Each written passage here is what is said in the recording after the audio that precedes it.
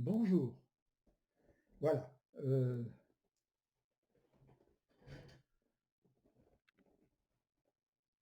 pour ceux qui ne me connaissent pas, évidemment, on est tenté de se dire, «Qui c'est? Cet Astro». Bon, Astro, oui, bon, ça m'est égal n'importe comment, hein. Alors, comme je l'ai expliqué, heu, ma maman, qui était une Normande, une jeune femme normande qui travaillait dans les fleurs, était montée sur Paris. Elle est née, elle, à Saint-Philbert-sur-Orne, un village de la Normandie, de la Suisse normande. D'une famille, disons, assez cossue, hein, assez cossue. Alors, ma maman était donc montée sur Paris pour travailler, parce que, dans nos familles, eh bien, chacun doit se prendre en main, hein. Il faut œuvrer, chacun doit être utile. Et elle s'est fait embaucher chez un fleuriste. Le fleuriste, il y avait un jeune homme qui lui était le fils de la maison. Il s'intéressait beaucoup à Geneviève Euphrasie Maria Lheureux, qui était ma mère. Et ben, la fleuriste, elle a fichu ma mère à la porte, et puis ma mère s'est retrouvée toute seule, hein, sans boulot à l'époque. Ce que je vous parle, ça s'est passé en 32, vu que, vu que je suis né en 33. Alors, je suis né, moi, au 85 bis rue de Charenton, chez une sage-femme.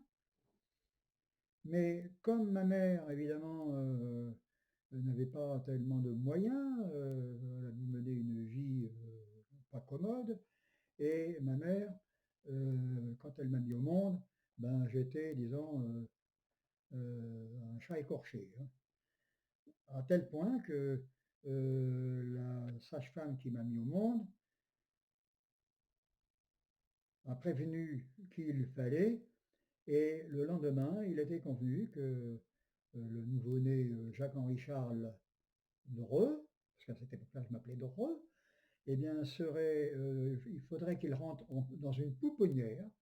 On m'a donc rentré à Saint-Maurice dans une pouponnière.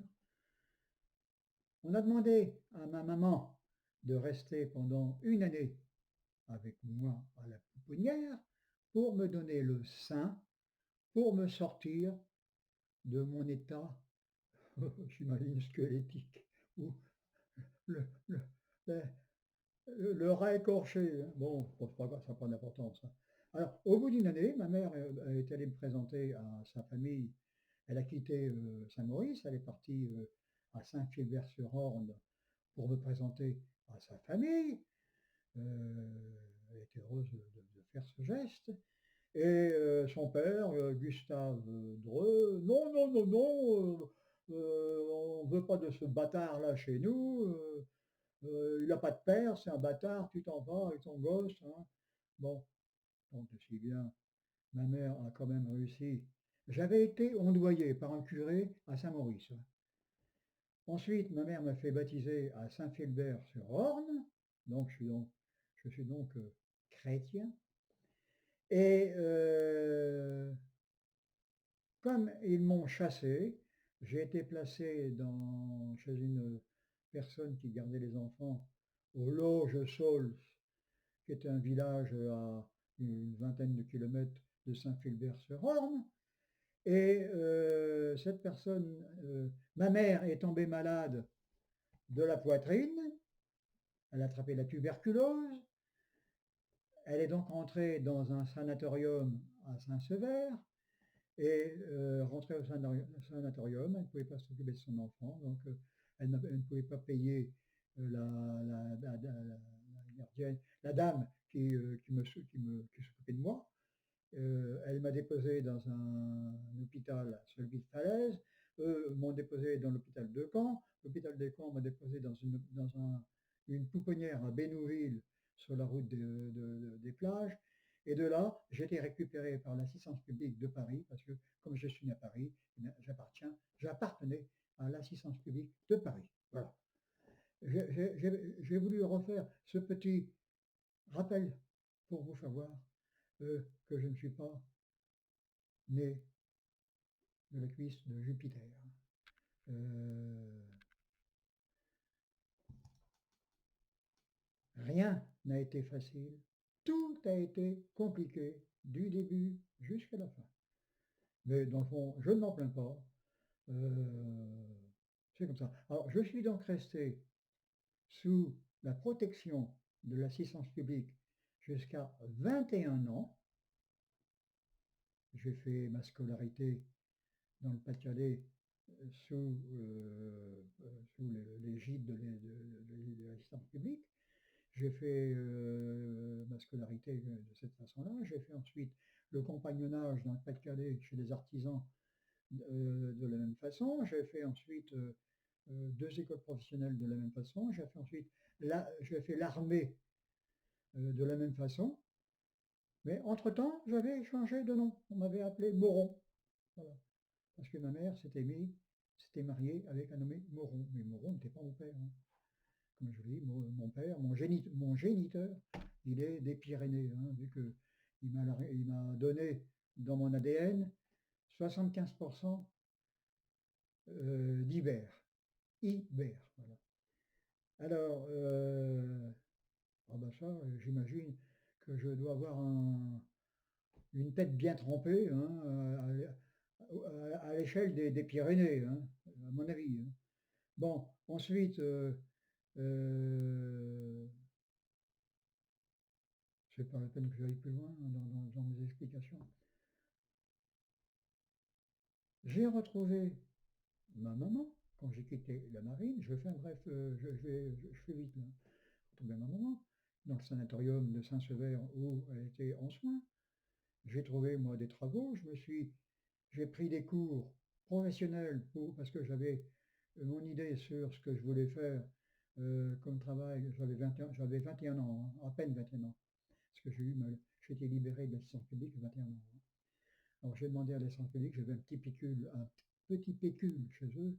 J'ai demandé de le récupérer pour pouvoir payer des cours, pour pouvoir faire mon éducation, avoir les bases de ce que j'ai fait dans ma vie. Voilà. Ce qui m'a permis ensuite de créer quand je suis revenu de la marine, j'ai été libéré, je suis venu faire la connaissance de ma mère à Saint-Sever. De là ensuite, de Saint-Sever, j'ai expliqué dans différentes vidéos, hein. Ensuite, revenu à Condé-sur-Noireau, où était ma mère, où logeait ma mère. Moi, je suis resté là pour un an et demi. J'en ai profité, j'ai travaillé chez Philips, à cet endroit-là. Ensuite, j'ai pris l'idée de partir à Paris. Puis à Paris, j'aurais beaucoup plus de chance. Je suis donc parti sur Paris. J'ai eu mon premier accueil chez Madame Maléco, comme je l'ai expliqué dans une vidéo. J'ai connu ma première femme, la première jeune femme, avec qui j'ai fait 3 enfants. Je suis parti habiter dans la vallée de Chevreuse, à Orsay, Palaiseau, Orsay. Puis j'ai expliqué comment ça s'est passé à ce moment-là. J'ai fait des marchés avec ma remorque pour gagner des sous, hein, avancer dans la vie. Voilà. Parce que ce n'est pas à 50 ans qu'il faut s'organiser pour créer sa situation, c'est quand on est jeune. Alors tout ça, ça n'a pas été commode, hein. Alors j'ai divorcé aux environs de 28-29 ans. Divorcé, je suis séparé de ma première femme. J'ai connu ma Jeanne, avec qui j'ai fait un bon parcours, un deuxième parcours de vie. J'ai acheté une entreprise des murs à Massy, que j'ai exploité quasiment 40 ans. J'avais un fichier de 10 000 clients dans la région. Mon dépannage électronique en tant qu'artisan, maître artisan. J'ai travaillé pour le CEA, comme je vous l'ai expliqué dans une vidéo. Mais par contre, dans mes travaux en 80, j'ai eu 2 accidents à l'époque. Parce que mes accidents sont survenus, je vais vous dire la raison, c'est que je n'ai plus d'estomac. On m'a enlevé les 3 quarts de mon estomac, il m'en reste un petit morceau. Alors c'est l'œsophage est raccordé à l'intestin. Alors, vous voyez, quand je mange, il faut que je mange souvent. Voilà, la nourriture s'en va de suite dans l'intestin, puis voilà, c'est un détail ça. Et mais oui, si, c'est un détail, mais disons qu'il y a quand même une grande importance derrière. C'est que cet événement m'a rendu hypoglycémique. Voilà, il me faut beaucoup de sucre. Du sucre, du sucre, du sucre, du sucre. Si j'ai pas de sucre, j'ai des étourdissements. Alors c'est au cours d'un de ces étourdissements que je suis tombé de 12 mètres exactement. Et j'étais... Bon, bah ça, je vais vous le raconter dans une autre vidéo, parce que dans le fond, ça va être trop long, hein.